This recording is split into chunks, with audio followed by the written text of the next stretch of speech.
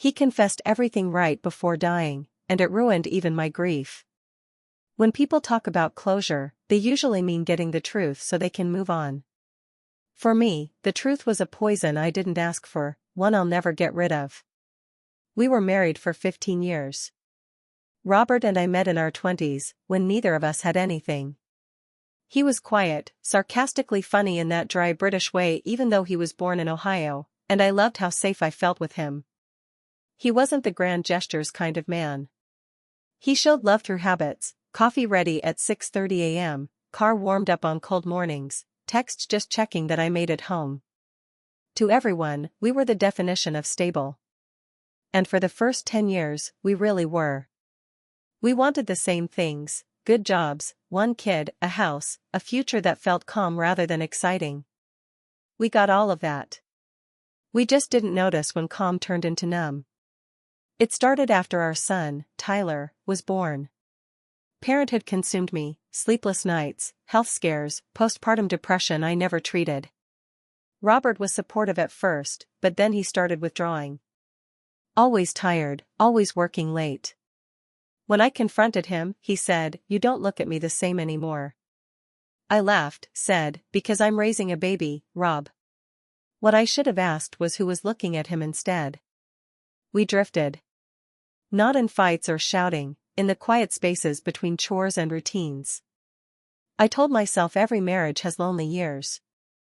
Then, 2 winters ago, the world collapsed, not because of cheating, but because of a diagnosis: pancreatic cancer. Stage 4. No hope. 3 months, maybe 4. I became his caretaker overnight. Grief has a strange smell: antiseptic, sweat, fear. I lived in that smell for months, watching him shrink. Nights, he'd reach for my hand, whispering random apologies, for being distant, for making me feel unwanted. I thought it was guilt for checking out emotionally during our rough years. Until one night, he asked if Tyler could go stay with my sister, just for the weekend. I said sure. That evening he said, "There's something I have to tell you before it's too late." Those words will forever make my skin crawl. He told me he'd had an affair. Not recently, a long one, 6 years earlier. With someone I knew. Her name, Andrea. My best friend since college. The person who held my hand through childbirth, who threw my baby shower, who stayed over during Robert's chemotherapy. My chest physically tightened. I thought I couldn't breathe. My chest physically tightened. I thought I couldn't breathe. He kept talking, as if once he'd started, he couldn't stop. He said it ended years ago, that they both wanted to tell me, but then she moved overseas. He swore there was no contact for years. I just sat there, frozen between the anger and the pity. This man, dying in front of me, confessing the one thing he could have kept to spare me more pain, chose to hand it to me like a dying gift. I couldn't even cry. I asked him one question: why now? He said, "Because you deserve the truth before I go. I don't want you to find out some other way." The irony? If he hadn't told me, I never would have found out. Andrea was thousands of miles away. I hadn't spoken to her in years.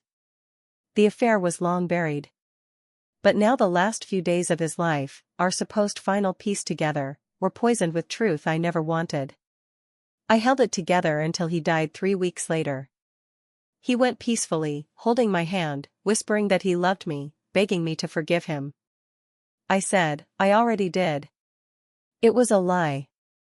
I just didn't want his last words to be "I'm sorry" and mine to be silence. After the funeral, I found letters in his desk, unsent, addressed to Andrea. Some romantic, some angry, some desperate. The last one said, "She forgave me. I wish I could forgive myself." I burned them all.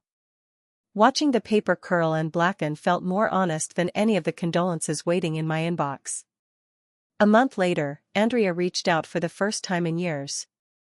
Her message was short. "He told me you knew. I'm sorry, more than you can imagine. I didn't want it to end this way." I never replied.